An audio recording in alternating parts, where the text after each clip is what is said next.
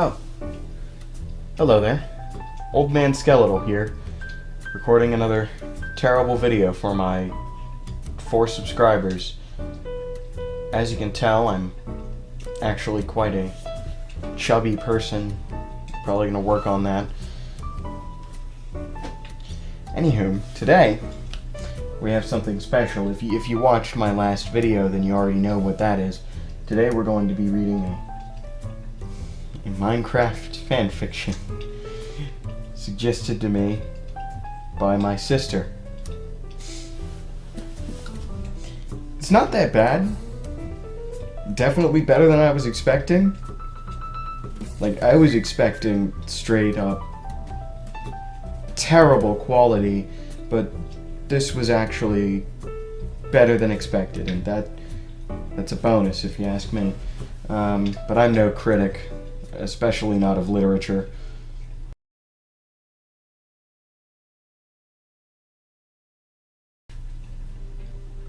We weren't always the way we are now. I wasn't always the way I am now. And I should know, for I was the first of us, after all. Sit down. I have a story for you. Listen. The world was not always the frightening place it is now. It was once bountiful and gorgeous, with trees generously dotting the landscape, and crystal clear streams running through the lands. Animals spawned plentifully, and even the creatures of the night were fairly withdrawn. I know it's hard to believe. Close your eyes and imagine. The wind is blowing, softly and firmly. It caresses your skin like the touch of a feather. The ambience of flowing water meets your ears. You hear the peacefulness of the world and the sound of the animals as they calmly graze throughout the meadows. Impossible, you say? It is not. The world once was this way. I should know. I was a player once, so many seasons ago, before I became this abomination I am ashamed to call my body. Players frequently spawned. The world was fresh and new, and a wonderful home for the masses. I was one of them. It all began when I wandered too far away from the village one day. In case, here's a tip for you. Never stay out after dark. Ever. I was young and naive back then. So long ago, I knew not how far from the safety of my home was. Only that I wanted to wander like the explorer I was at heart, like I still am. How blissfully unaware was I, uncaring of the time or angle of the sun, and when the horizon met the great square, I was miles away from anything I knew, hopelessly lost, all because of a momentary whim. It became dark far too quickly. I know what you're thinking. Build a shelter very quickly, you say. Make a sword, a pickaxe, acquire stone, fight the monsters. But I knew nothing of survival alone in the wilderness. I was a free spirit, brought up in civilization. A house had been there for me from the moment of my spawning. I had gotten any and all materials or tools from the community. I knew nothing of independence. That was the reason I was doomed. If only I had never left. The darkness arrived quickly. Even the silver light of the moon did nothing to dilute the horrifying reality of my situation. I was alone and helpless, with nothing but a few flowers I picked along the way. It didn't occur to me to make a shelter. I didn't think that I would have been able to, even had I possessed the materials. Instead, I did the only thing I knew how to. I ran. Of course, I didn't last long.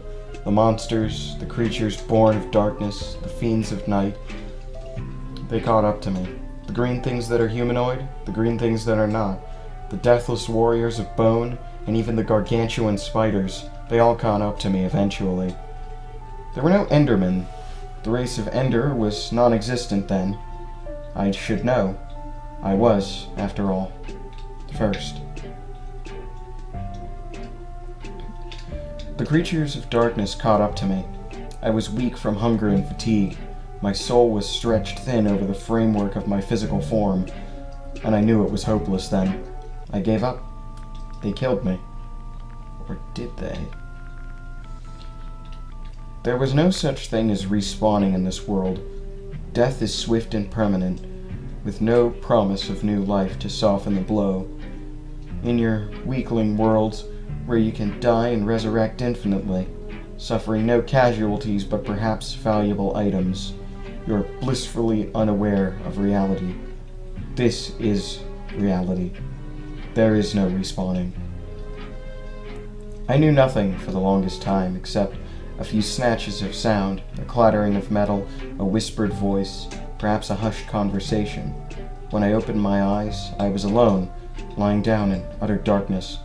I looked around. I tried to move my head. I could not. I tried in vain to sit up, to prove to myself that I still existed. I could prove nothing. Did I exist? I feel it is safe to say that, yes, I existed. I exist now as well. But then, I didn't know that. I was terrified. I was sure this was the afterlife. My punishment was to lay paralyzed in nothingness for the rest of eternity. I fell back into unconsciousness. I remember nothing after that but sitting up sharply once I had resurfaced from my coma. I felt different somehow, stronger, taller, infused with life. I stood. There was a light coming from the crack under the door. I walked on remade legs, stood on reworked feet. I was a new person.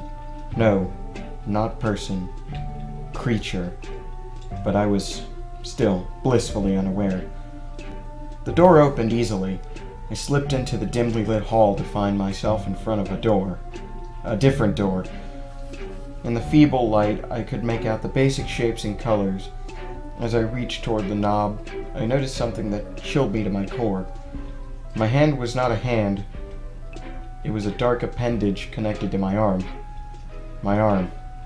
Oh, Notch. I stumbled blindly to the end of the hall, abandoning the door, finding solace in a bucket of water someone had left in the corner. I looked at my reflection. I almost fainted. I was myself no longer. I was a dark, mysterious creature. I had no nose or ears. My legs and arms were ridiculously long and slender, and my torso was smooth and lacking in any form of clothing. In the meager reflection of the water, I could see my most striking feature, my eyes. They were beautiful, hauntingly so. An otherworldly, violaceous, purple lavender violet. I reached towards the surface of the water to touch it, to assure myself that I was still conscious of heat and cold. It hurt me. It burned me. I screeched, a horrible stifled sound that terrified even me, and backed away. Water was no longer my friend. There was nothing more for me here, in this place where someone had changed me, mutated me, transformed me to become something I had never wanted to be. I opened the door, taking advantage of my newfound height, and slipped out with nary a sound into the wide world. I fled. I had no destination in mind. After all, I was homeless. I had nowhere to hide, nowhere to run to. I was alone. For the longest time, I ran alone. I hated the loneliness. I was the only one of my kind. The only one. I blindly wandered the world for months, avoiding all forms of water. When it rained, I hid in caves. When the darkness came, I didn't. The monsters no longer attacked me. I had nothing to fear in this world any longer, except water and loneliness. One day, I discovered a marvelous ability in my possession. I had been looking at a small island far out to sea, out of my reach, across the deadly water. I wished I was there, imagined I could be there, and suddenly, I was. I practiced this ability, this reappearing ability thing. It was a useful tool in my arsenal of things I found I was capable of doing. Sometimes I tried to speak to convince myself that there was a shred of humanity left deep inside. but nothing ever came from my mouth except for garbled sounds that I myself could not make sense of. One day I heard it. I heard the voice, and I needed no explanation. "Come." "Why should I?" I replied, somewhat perturbed at its impetuousness. "You are my creation," it said. "You belong to me." "I belong to no one," I said. "I am independent. There are others like you, you know. I have them. I am their master. I created them for want of subjects." "As if you rule anything," I replied, rudely it must be admitted. "I have my own kingdom," said the voice, trembling with fury now. "And although you are the first of my creatures, you are certainly not the last. Would you like to see them, the others of your kind?" I thought, and I decided that the terrible loneliness was not worth it anymore. "I will come." There was no fancy transportation needed. I simply closed my eye. Did it again! Water.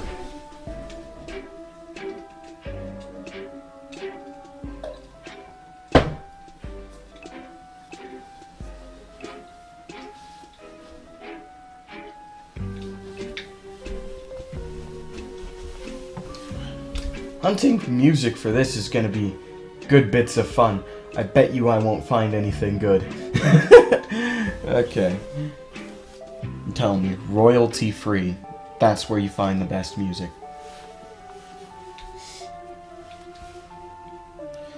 I did. There's no fancy transportation needed. I simply closed my eyes and imagined myself at home. And suddenly, I was. But instead of my already built wooden home, where I lived during my time as a player, I was in an entirely new place, one of pale stone and pillars of obsidian, with a sky as distant and fallacious as the sun itself. With others with long, black, slender limbs and glowing violet eyes and the aura of purple swirls. Others like me. I mingled with the other black creatures, teleporting whenever I saw fit, enjoying their company. This land was the only thing within infinity. It was a floating island at the center of oblivion, and the voice that had called me, the creature that had transformed me, my maker, was the dragon, the ruler of us all, of this bleak dimension in the middle of nothingness, surrounded on all sides by the grainy purple essence of the void. It was my home. It was my shelter, my haven. Although it was cold and isolated, I loved it. Life became easier with time. I managed to forget most of my previous existence, the time when I had been a player. I once hated players. You are a player. I do not hate you. I hate no one. I soon found that I could easily transport between dimensions. At times, I would feel the need to see a bit of humanity and travel to the other dimension, the overworld, the land where I had once been a part of, the place where I had once belonged. On one such expedition, I saw a light in the darkness. Lights were foreign in the overworld once the sun went down. I followed the light, and in the distance I saw the village. It was not a testificate village. It was my village. It was the town where I had once lived, part of a community where I had once belonged. I belong no longer, and I knew this well. Nevertheless, this knowledge did nothing to quell my longing to see this village, to watch it, to merely observe the simple ways of the player's life that had once been my reality. In the night, one player emerged from a building and began to cross the gravelly stone road. I watched this player and I froze. I knew this player. This player had once been my friend. I longed more than ever to escape this curse, this burden of my new existence. The knowledge that never more could I return to life with the players who had once been my friends. Just then, he looked upwards. Our eyes met, glowing a purple against simple blue. I hated his gaze. It enraged me. It felt judging and harsh. It seemed as if it were jeering at me, mocking me. It provoked me. Others emerged from the houses upon hearing his shouts of terror. When they look, I pounce, I attack, and I killed. I felt no regret. This was my lot in life now. I am accustomed to my life now. I love the place that hangs over the terror of oblivion, christened the End. It is a haven to us, the cursed. I enjoy my social life with the others of my kind, and I tolerate the dragon. We are the race of Ender. We populate this world, this dimension, this haven of the cursed. We will not hesitate to attack you if you provoke us, and if you are not aware of the time of day and are caught in the dark, you may become one of us. Those who die to the creatures of darkness become the creatures of the darkness. The race of Ender is one of the darkness. We are fair darkness, a just darkness. We will not pick fights, but do not provoke us, and never stay out after dark. Ever. This is a strange world, and you may not ever understand it. It is not beautiful as it once was, nor is it easy to live in, but I am the first of the race of Ender. I am uninvolved in the fate of players. I alone know of the terrifying emptiness that results in being the only one of your kind. So listen closely. This is reality. And in reality, there is no respawning. One mistake can cost you your life. And if that mistake involves the creatures of the night, you will become one of us. You have one life to spend as a player. In reality, death is swift and permanent, so do not waste it. Be always vigilant, and never stay out after dark. After all, there is no turning back.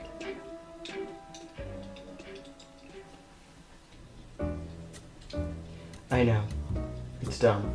But anywho, I really do hope that you've enjoyed this little silly thing that I did.